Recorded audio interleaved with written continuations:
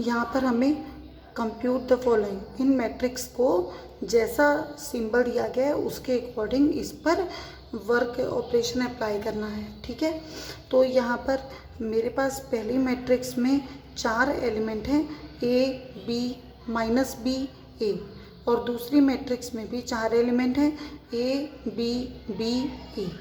अब इन दोनों को ऐड करना है, तो हम इसकी कॉरस्पॉन्डिंग प्लेसेस के अकॉर्डिंग इसको ऐड करेंगे। कॉरस्पॉन्डिंग लाइक जैसे ये A11 प्लेस है, तो यहाँ पर A11 प्लेस में A है, तो इन दोनों एलिमेंट्स को आपस में ऐड किया जाएगा।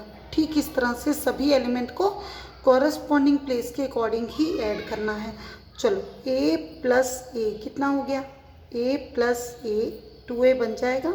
ऐसे ही बाकी सबको भी लिखिए, B plus b, b plus b, इसको लिखो माइनस बी प्लस बी, तो माइनस बी प्लस बी, और यहाँ पर ए प्लस, तो सारे एलिमेंट्स को मैंने कॉरस्पॉन्डिंग रूल के कॉरस्पॉन्डिंग फॉर्म को एक साथ ऐड कर लिया। ठीक है, सब्ट्रैक्ट होता तो मैं सब्ट्रैक्ट करती, तो यहाँ पर ऐड करते हैं। रिजल्ट देखो बेटा क्या आएगा, a प्लस ए 2a आएगा, b प्लस बी 2b आएगा, a प्लस ए 2a आएगा, और माइनस बी प्लस बी कितना होगा जी, 0।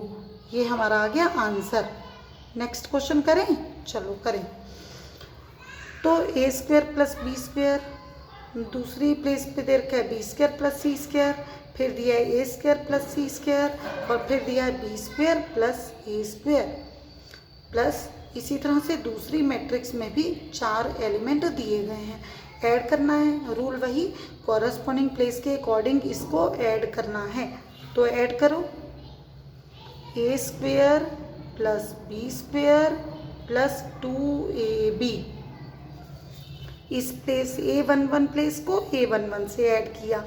अब यहाँ पर ये कौन सी प्लेस है, A21 ना, 21, तो A21 को A21 वाली के साथ ऐड करो, तो ए स्क्वायर प्लस सी स्क्वायर माइनस 2ac।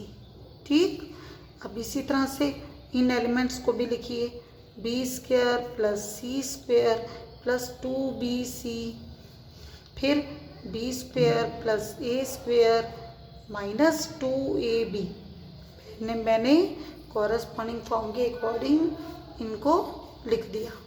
अब इनका एडिशन, ये एक फॉर्मूला बन रहा है।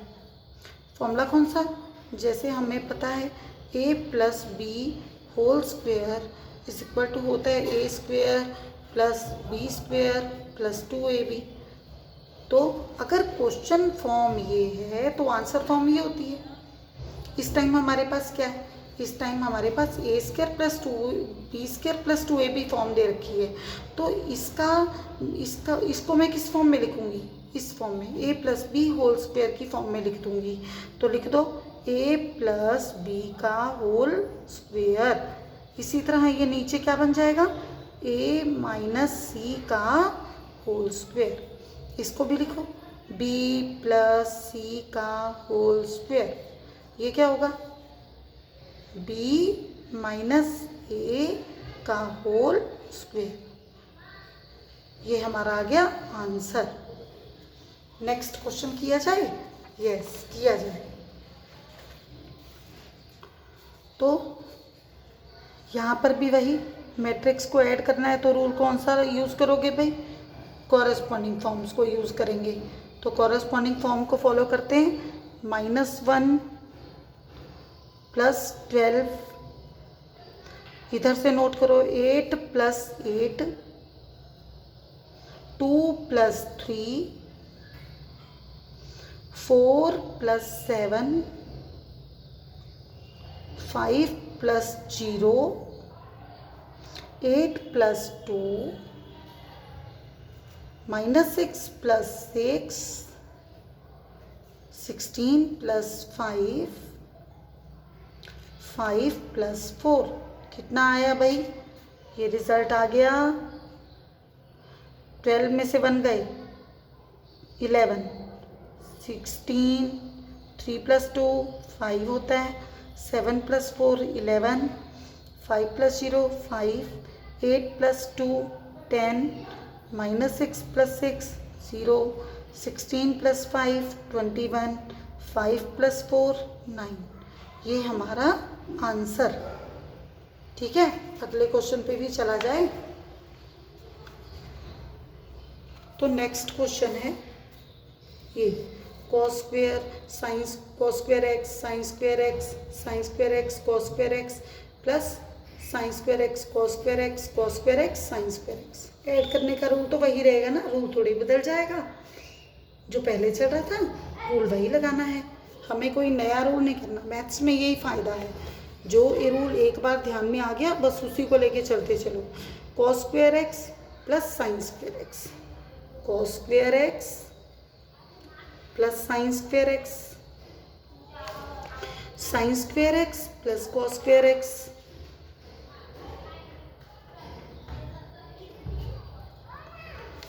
sin square x plus cos square x,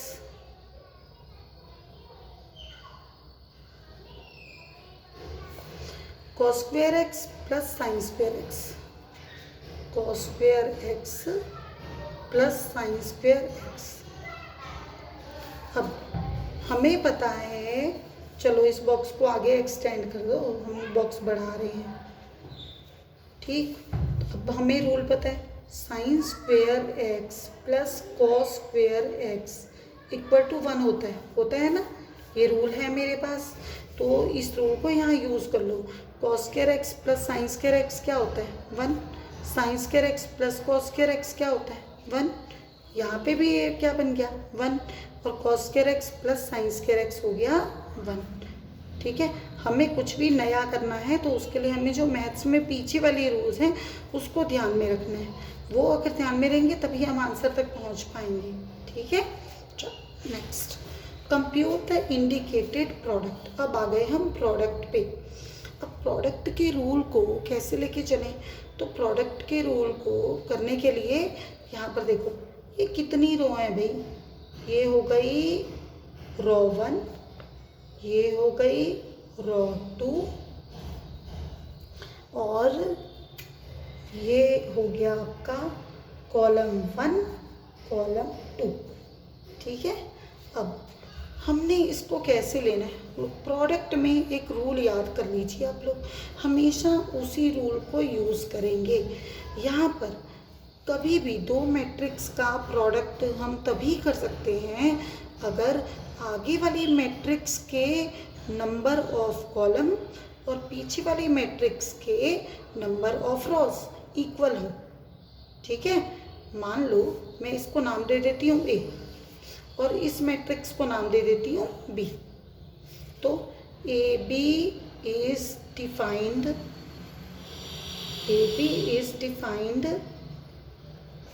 only when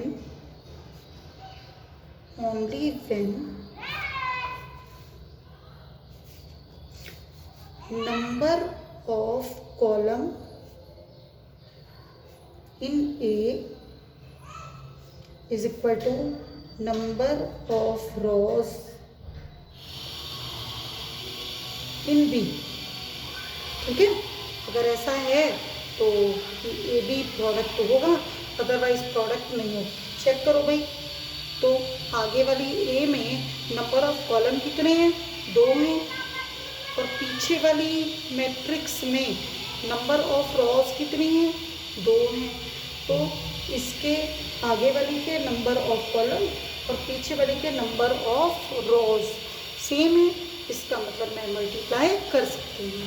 ठीक, चलो मल्टीप्लाई का रूल स्टार्ट करते हैं। तो रूल में मल्टीप्लाई में ध्यान में रखना है, मल्टीप्लाई के रूल में देखो पहले इसका एक फॉर्मेट बना लो, गलती होगी। फॉर्मेट क्या, देखो मल्टीप्लाई करने के लिए आगे वाली मैट्रिक्स ए का रो 1 और पीछे वाली मैट्रिक्स का कॉलम 1 मल्टीप्लाई करना। रो 1 को कॉलम 1 से मल्टीप्लाई, रो 1 को कॉलम 1 से मल्टीप्लाई। अब रो 2 को भी कॉलम 1 से मल्टीप्लाई। रॉ 2 को भी कॉलम 1 से मल्टीप्लाई। अब रॉ 1 को कॉलम 2 से मल्टीप्लाई, रॉ 1 को कॉलम 2 से करो, रॉ 1 को कॉलम 2 से मल्टीप्लाई, फिर रॉ 2 को भी कॉलम 2 से मल्टीप्लाई, रॉ 2 कॉलम 2 हो गया जी। चलो अब इसी रूल को, ये फॉर्मूला बना लिया मैंने, अब इसके थ्रू मैं वैल्यूज निकालती हूँ। निकालो, चलो निकलवाइए। रॉ 1 C1, रॉ 1 ये C1 ये मल्टीप्लाई करो, ए मल्टीप्लाई ए कितना होगा जी, A square plus B multiply B, B square. अब रॉ 2 क्या था, नीचे रूल देखो, रॉ 2 C1, तो रॉ 2 C1 मल्टीप्लाई करो, तो रॉ 2 का एलिमेंट है माइनस बी, C1 के एलिमेंट से मल्टीप्लाई होगा, माइनस बी इंटू ए कितना होगा, माइनस बी ए। अब आगे ये माइनस बी हो गया, अब इसको किससे इंटू करना है, इससे, तो A into B plus A B. तो रॉ 2 के सभी एलिमेंट को C1 के सभी एलिमेंट से मल्टीप्लाई कर दिया। ठीक है, पहले वाले के साथ, दूसरे वाले के साथ, इस तरह से। अब रॉ 1 को आगे देखो, रॉ 1 को C2 से, रॉ 1 को C2 से मल्टीप्लाई करना है। तो रॉ 1 क्या है, रॉ 1 में 2 एलिमेंट है ना, और C2 में 2 एलिमेंट है। चलिए मल्टीप्लाई करते हैं, पहले वाले से, दूसरे वाले से।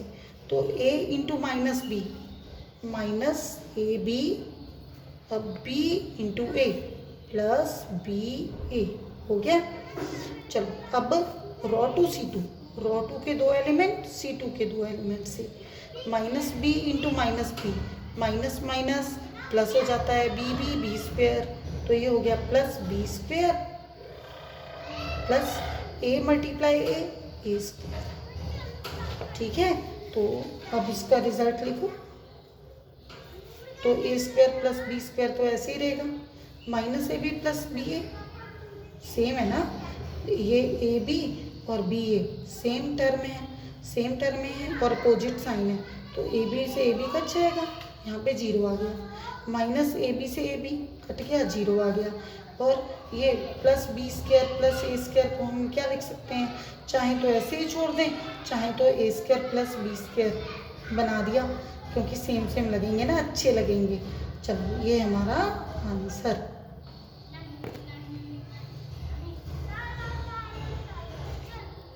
एक क्वेश्चन और कर लेते हैं, सेम रूल पे जाना है, कोई नया नियम नहीं लाना है हमने।